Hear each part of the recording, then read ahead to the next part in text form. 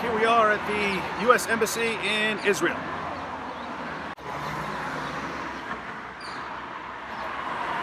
Yo, what's up? Here we are going through the Joppa gates, heading towards the Temple Mount.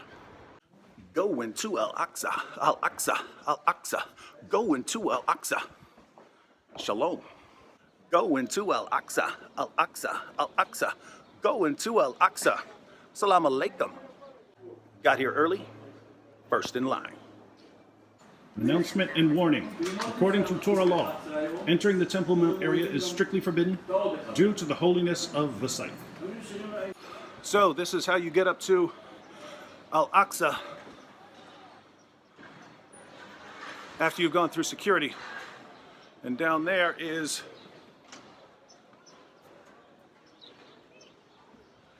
that's the gathering place in front of the Western Wall. Here we have the Dome of the Rock. This was the location of Israel's temples, the Temple of Solomon, the temple built by Herod the Great. And now we have the Dome of the Rock, which marks the location that Muhammad supposedly ascended to heaven for his night journey.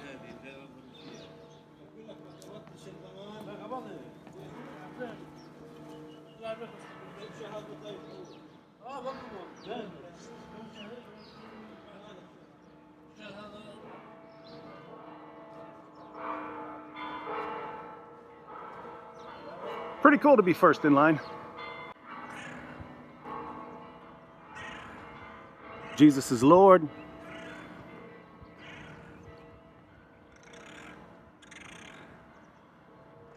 Jesus is Lord.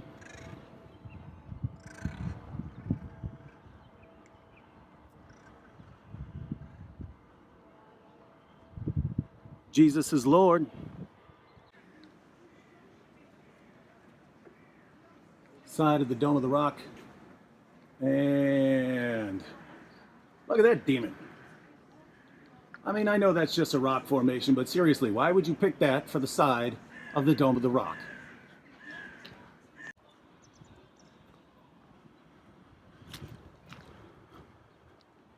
Jesus is Lord.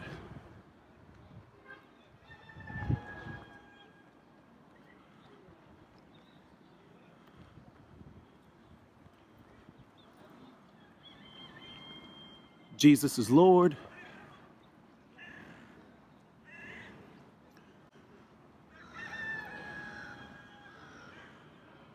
Jesus is Lord.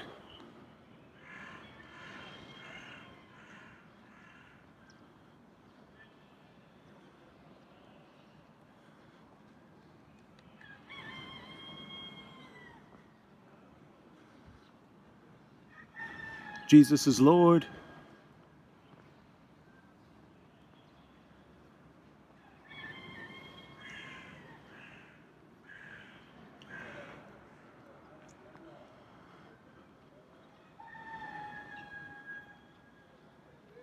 Jesus is Lord.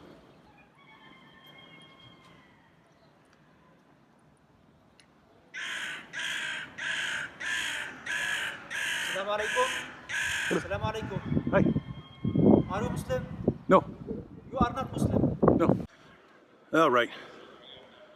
There's a dude who follows me around whenever I go anywhere near the Dome of the Rock, so just gonna head on down here.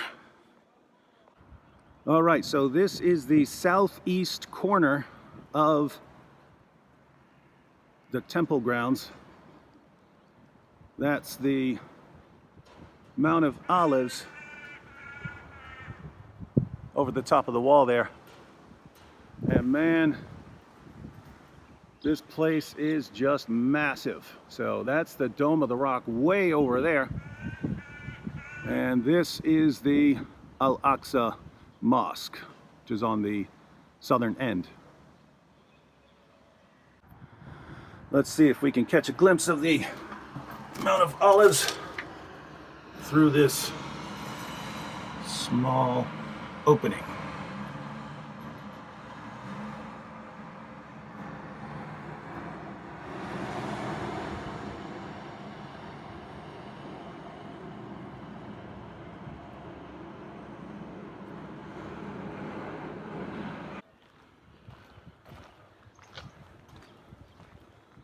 This is pretty cool. There's this little olive orchard.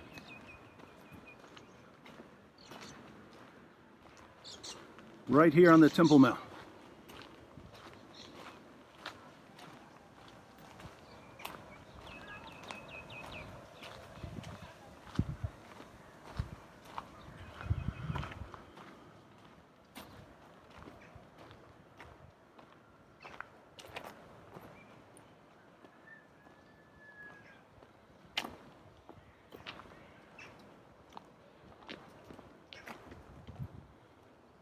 This is on the eastern side that I'm standing on right now. So looking west towards the Dome of the Rock.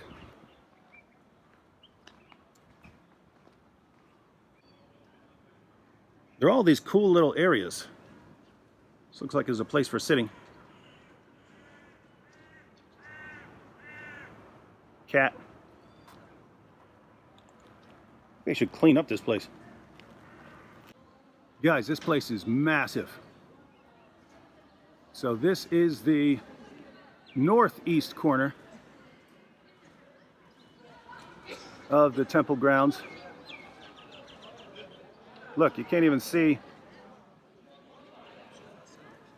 any of the other sides. And that's the Dome of the Rock way off in the distance.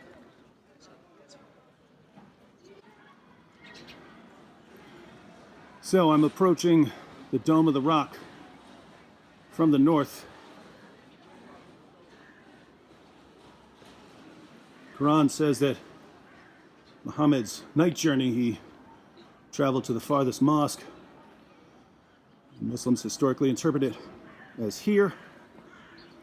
Problem is, there certainly was no mosque during this time, or a temple.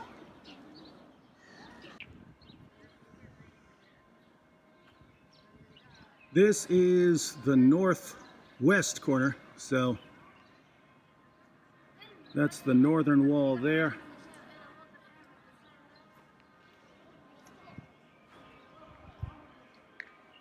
And again, this place is so big you can't even see all these huge structures. I think someone said it's the size of about 38 football fields up here. Oh, there we go. There's the dome off in the distance. I'm at the northwest corner of the raised area of the Dome of the Rock.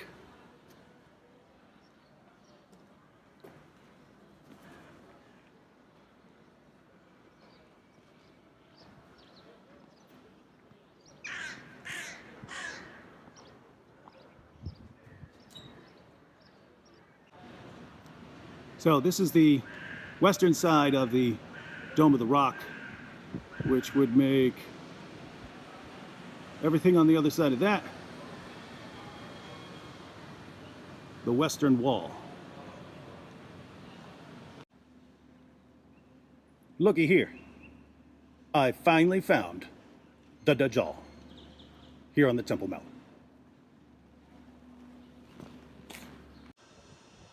All right, I am at the southwest corner of the temple grounds. Al-Aqsa Mosque here. Dome of the Rock way over there. Means I walked all the way around. Here's an area for ablutions. Water here. Right outside the mosque. So, Al-Aqsa Mosque, Dome of the Rock, Dome of the Rock, Al-Aqsa Mosque. All right, I am at the edge of Jerusalem, and we're looking over at the West Bank, and you can see the security fences that go along here. Now, when we hear about the borders in the media, they always show the concrete wall. The concrete walls are only about 5% of the border walls between the West Bank and Israel. There are concrete walls if you go up a little farther. See there? But it's usually just fences. But the fences are actually very sophisticated. There's one fence, and if you get past that one, then the area in between, there are all kinds of sensors and so on, that if you touch the next fence, a message goes out that there's someone touching the fence. It can detect metal and so on. And so if you touch that fence, the cameras in the area, security cameras in the area, immediately point over there so they can make sure it's not some kid running after his ball or something like that. But just to give you the layout, that is the West Bank, and along the places along the edge of the fence, close to the fence, that's a refugee camp, and that is a pretty nice refugee camp. And on the other side of that, so past that, is Bethlehem.